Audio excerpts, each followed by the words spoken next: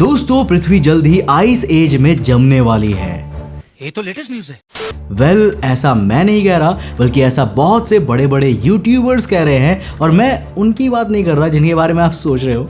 दरअसल इस बार दुनिया भर के ज्यादातर इलाकों में हद से ज्यादा ठंड पड़ी है। इनफैक्ट अमेरिका में तो ऐसा बर्फ का तूफान आया था कि उसका कंपैरिजन ही नहीं किया जा सकता, जिस वजह से बहुत से लोगों के जहन में ये सवाल आने लगा कि क्या वाकई आज से 1-2 साल बाद आइस एज शुरू हो जाएगा, जिसके बाद मानवता का सर्वनाश हो जाएगा। और दोस्तों इसी सवाल का जवाब फैक्ट्स के साथ देने के लिए आज के इस वीडियो में ना सिर्फ मैं आपको आइस एज के आने के पीछे की वजह बताने वाला हूँ, बल्कि एक ऐसे मिसकंसेप्शन से भी पर्दा उठाने वाला हूं जो आपके रोंगटे खड़े कर देगा। तो हेलो गाइस, मैं हूं कौशिक और चलिए जानते हैं आइस एज के इस पूरे माजरे के बारे में।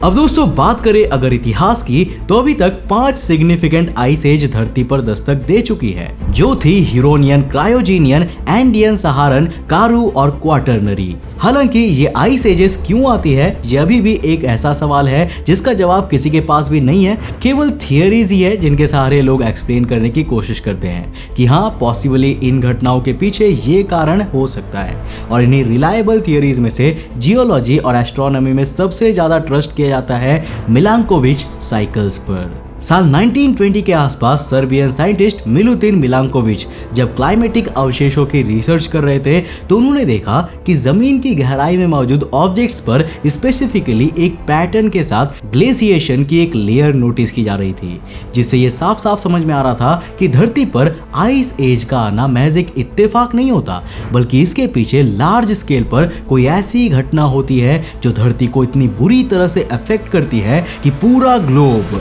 बर्फ की चादर में ढक जाता है। और बस इसी खोज के साथ उन्हें अपनी जिंदगी का मकसद मिल गया। अब उस दिन से अपनी जिंदगी के अंतिम दौर तक उन्होंने अपने आप को धरती को अफेक्ट करने वाले उसी पैटर्न को खोजने के लिए इन्वेस्ट कर दिया। और अपनी सालों की रिसर्च के बाद उनका सबसे बड़ा ब्रेक थ्रू ये था कि हमारी धरती पर होने वाली ये स्पेसिफिक इरेगुलरिटीज के पीछे कोई इंटरनल फैक्टर नहीं है, बल्कि एक्सटर्नल कॉस्मिक फोर्स रिस्पॉन्सिबल है।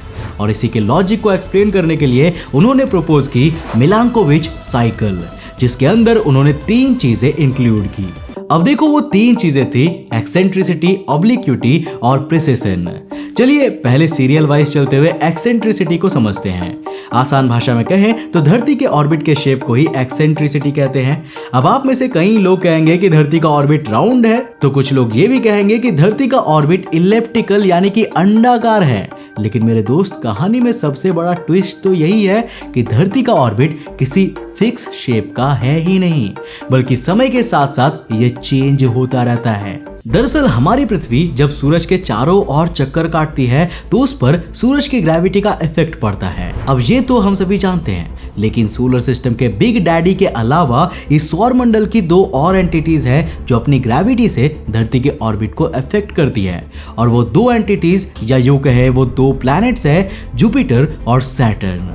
सूरज के साथ साथ पीछे से ये दोनों प्लैनेट्स भी जब अपनी ग्रेविटी की वजह से धरती की ऑर्बिट को इफेक्ट करती है, तो धीरे धीरे हमारा ऑर्बिट नियर टू सर्कुलर से इलिप्टिकल होता जाता है। और एक टाइम ऐसा भी आता है जब धरती की दूरी सूर्य से बहुत ज्यादा हो जाती है, जिस वजह से हम पर पड़ने वाली सोलर रेडिएशन की मात्रा कम हो जाती है और पृथ्वी की सतह पर बर्फ जमने लगती है। अब देखो दूसरा फैक्टर है चेंजेस इन ऑब्लिक्विटी या फिर changes in tilt of axis. जी हाँ, आज भले ही हमारी धरती का एक्सिस करीब 23.4 डिग्री पे झुका हुआ है, लेकिन ये भी कांस्टेंट नहीं है। बीते कई लाखों सालों से यह एंगल 22.1 से 24.5 डिग्रीज के बीच के रेंज में रहता है। और इस मामले में धरती का एक्सिस जितना ज्यादा झुकेगा, यानी ये एंगुलर वैल्यू जितना ज्यादा बढ़ेगी, उतनी ही धरती आइस एज से दूर रहेगी। नाउ रीजन बीइंग, धरती जितना ज्यादा टिल्टेड रहेगी, उतनी ही सोलर रेडिएशन सूरज से एब्जॉर्ब करेगी और इस प्लैनेट का ग्लोबल टेम्परेचर बढ़ाने का काम करेगी। वहीं इसके ऑपोजिट धरती जितना लेस टिल्टेड रहेगी, इसके हेमिस्फीयर उतनी ही कम सोलर रेडिएशन लेंगे और टेम्परेचर को वार्म रहने की रिक्वायरमेंट ही नहीं मिलेगी। अब तीसरा और आखिरी फैक्टर है प्रिसिशन, यानी धरती का एक्सिस किस डायरेक्शन में वॉबल कर रहा है।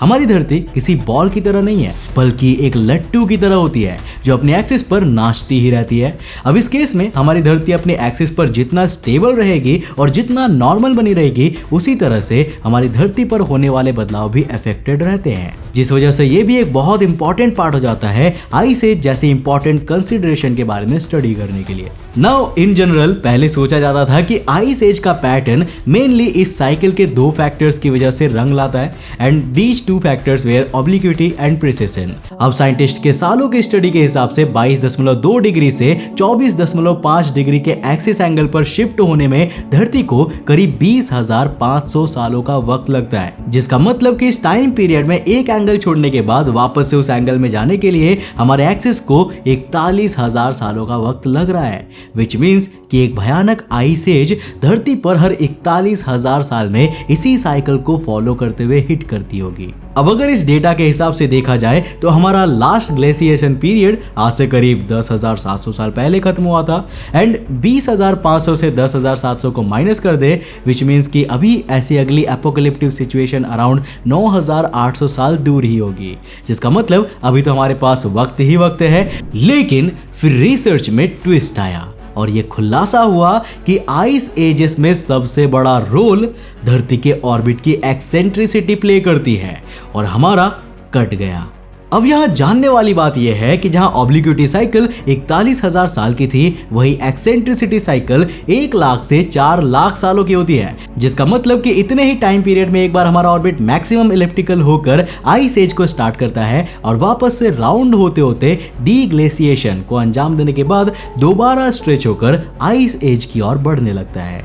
अब देखो, गौर करने वाली बात यह है कि जो इस समय अर्थ की एक्सेंट्रिसिटी है वो बहुत ही लीस्ट स्टेज पर मौजूद है, जिसका मतलब कि हमारा ऑर्बिट इस वक्त ऑलमोस्ट राउंड शेप का ही है। यानी कि इस नजरिए से भी हम लोग अभी अगले आइस एज से कुछ हजार साल तो आराम से दूर है। लेकिन अब आप ये सोच रहे होंगे कि अगला आइस एज कब आएगा, इसकी कोई एग्जैक्ट डेट तो दो। तो दोस्तों, इस वीडियो का सबसे बड़ा खुलासा ही ये है कि इस वक्त जब आप और मैं इस वीडियो को देख रहे हैं, तब भी हम लोग एक आइस एज में ही मौजूद है। लगाना झटका। अब आप सोच रहे होंगे कि ये क्या बात कह रहे हो, मेरे घर के बाहर बर्फ तो छोड़ो, नमी भी नहीं है, फिर आइस एज कैसी? और यहीं से शुरू होता है इस वीडियो का ब्रेक थ्रू पार्ट, तो जरा गौर से सुनिएगा। देखो, टेक्निकली स्पीकिंग आइस एज एक ऐसा पीरियड नहीं होता जब धरती पर परमानेंटली बर्फ बनी रहे, बल्कि आइस एज एक ऐसा पीरियड होता है जिसके अंदर धरती का तापमान औसत से कम रहता है। और दूसरी चीज यह है कि आइस एज पीरियड के अंदर ग्लेशिएशन और डीग्लेशिएशन एक साइकिल में कंटिन्यू चलती रहती है, जब तक कि धरती का टेम्परेचर XYZ फैक्टर्स की वजह से वापस से आने वाले कई मिलियन सालों के लिए स्टेबल नहीं हो जाता। अब आज से करीब 10,700 साल पहले शुरू होने वाली डीग्लेशिएशन इस आइस एज की आखिरी या पहली डीग्लेशिएशन नहीं थी, बल्कि आप आज से 26 लाख साल पुरानी रीडिंग्स को देखते रहिए और उससे रिलेटेड खोजों को भी पढ़िए।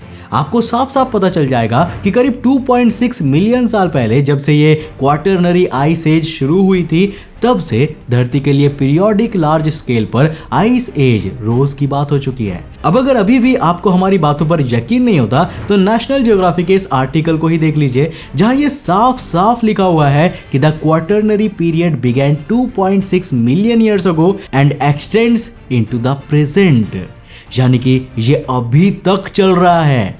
अब एक प्रैक्टिकल एग्जांपल चाहिए तो ये लो, आज से करीब 70 मिलियन साल पहले जब धरती पर डायनासोर्स रहा करते थे, तब इंसान एग्जिस्टेंस में नहीं आए थे। इसका मतलब पोल्यूशन करने के लिए और नेचर को बर्बाद करने के लिए या ग्लोबल वार्मिंग जैसी चीजों को मैसिव प्रमोट करने के लिए हमारे इक्विपमेंट्स थे ही नहीं। उल्टा उस दौर में तो केवल ऐसे ही जीव एग्जिस्ट किया करते थे जो पूरी तरह प्रकृति के सहारे जीते हों।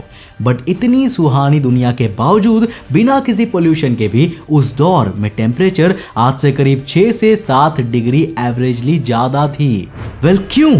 क्योंकि उस वक्त कोई भी आइस एज एक्टिव ही नहीं था। हम आज मिलांकोविच साइकिल को इतना मानते हैं, but at the end of the day वो भी एक थियरी ही है और इसके बहुत से हाई चांसेस हो सकते हैं कि ये थियरी पूरी तरह से गलत होगी, जिस वजह से सच में आइस एज का कारण क्या है ये आज भी प्रैक्टिकली कोई नहीं जानता और इस पर अभी भी रिसर्च चल रही है और आगे आने वाले समय में चलती रहेगी। वैसे अगर आपके पास भी आइस एज को लेकर कोई थियरी है तो मुझे नीचे कमेंट में जरूर बताइएगा। दोस्तों वीडियो पसंद आया तो डेफिनेटली लाइक कर देना। मैं मिलता हूं आपको नेक्स्ट एपिसोड के साथ, तब तक के लिए बाय, जय हिंद।